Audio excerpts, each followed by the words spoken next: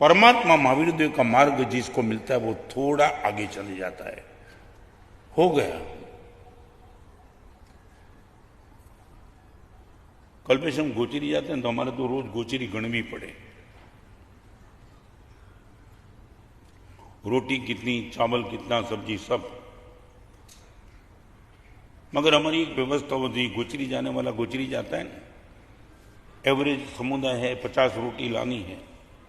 तो कभी कभी ऐसा भी हो जाता है, कहीं ऐसा घर मिल जाता है उदारता के साथ, मन में एक साथ ख्याल होता है कि 1 घंटा लगेगा 50 रोटी में, मगर 10 मिनट में काम हो जाता है, 50 रोटी मिल जाती है।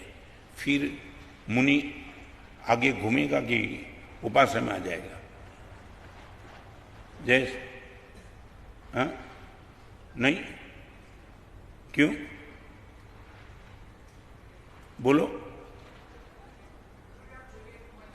ओके, टारगेट हमारा पूरा हो गया।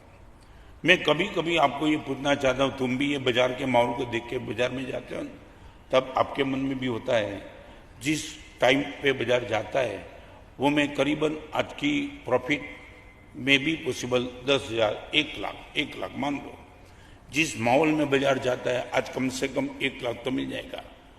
शाम तक लाख मिल जाना चाहिए, और ऐसे तुम निकले और एक ही ग्राहक में तुम्हें लाख मिल गया, फिर ऑफिस बंद करके मेरे पास आएंगे? हाँ, फिर क्यों? नहीं, मुझे पूछना है, आपका मन का जो टारगेट था वो टारगेट खत्म होने के बाद भी तुम बाजार में जाते हो, फॉर व्हाट?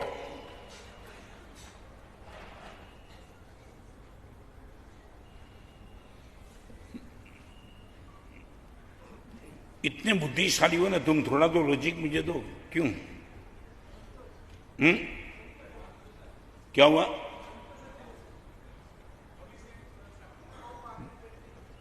क्या है? ભવિષ્યની સુરક્ષા અને પૈસાથી तो हमें बताया भविष्य ने अंधारा बेड़ू कर नाख्યું। हम सब संपत्ति छोड़ के निकले, हमारे पास फ्यूचर का कोई प्लान नहीं था क्या? और तुम ये बोलते हो भविष्य की सुरक्षा। तुमने देखा ये कोरोना, ये कच्छ का भूकंप तुमने देखा, लातूर का भूकंप तुमने देखा, वो सुनामी देखा, कल नेपाल में जो प्लेन क्रैश हुआ वो तुमने सुना ना? सब अरमान सजो के बैठे होंगे, मगर 2 मिनट में तो मामला खत्म हो गया। कौन सी भविष्य की सुरक्षा? और आपको मैं बताना चाहता हूं, भविष्य की सुरक्षा 2 चीज के हाथ में है, एक धर्म के हाथ में और नंबर 2 पुण्य के हाथ में है, बाकी किसी के हाथ में नहीं है। भविष्य की सुरक्षा शायद 2 चीज के हाथ में, मौत तक आपको पुण्य बचा सकता है, मौत के बाद आपको धर्म बचा सकता है, दैट्स ऑल। कौन सा भविष्य है तुम्हारे पास? मेरे पिताजी महाराज साहब देव सुंदरी जी महाराज थे। हम बोरडी के इर्द गिर्द जब विहार करते थे, फणसा पहुंचे, फणसा गांव है, और मेरे पिताजी को वॉकर को लेकर मैं चला था। मैंने पिताजी को पूछा था कि गुरुदेव, आपकी जिनमें संसार के क्षेत्र में कोई करुण प्रसंग आपने महसूस किया? पिताजी वॉकर लेकर के चल रहे थे, पिताजी मुनिराज देव सुंदरी जी महाराज खड़े रह गए। रत्न मन में ये क्यों आया? बस जस्ट आपने जिंदगी बहुत देखी तो कुछ ऐसा प्रसंग, तब आपने मुझे बता दिया कि एक प्रसंग ऐसा था कि 500 रुपया किसी से कर्जा लिया था, 500, करीबन 30-40 रुपया में घर का महीना निकल जाता था। 500 रुपये का कर्जा, बड़ी मुश्किल से वो कर्जा पैसा इकट्ठा करते करते जिसके पास रुपया लिया था ना, उसको देने के लिए मैं गया। कबाड़ खोला, और कबाड़ खोला, वो ऊपर से पैसे की नोट गिरी, और दूसरा कबाड़ खिला, वहां से नोट गिरी, तीसरा खोला, 4 कबाड़ खोले, और चारों कबाड़ में से कल्पेश रुपये गिरे। पिताजी का नाम था दलीचंद भाई। वो सेठ ने कहा, दलीचंद भाई एक काम करो, 1 महीने के बाद आओ, अब पैसा रखने की जगह नहीं है। 500 रुपये की जगह कबाट में रखने के लिए।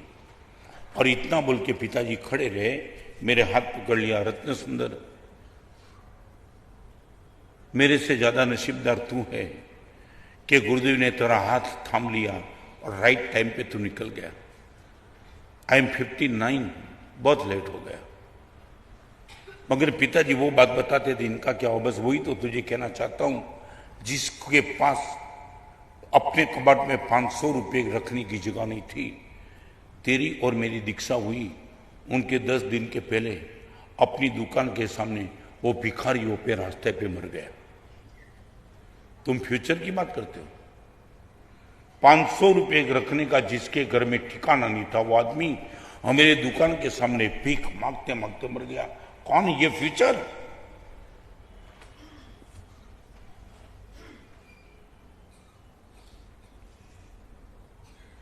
गोल्डन टाइम तुमने संपत्ति को दे दिया।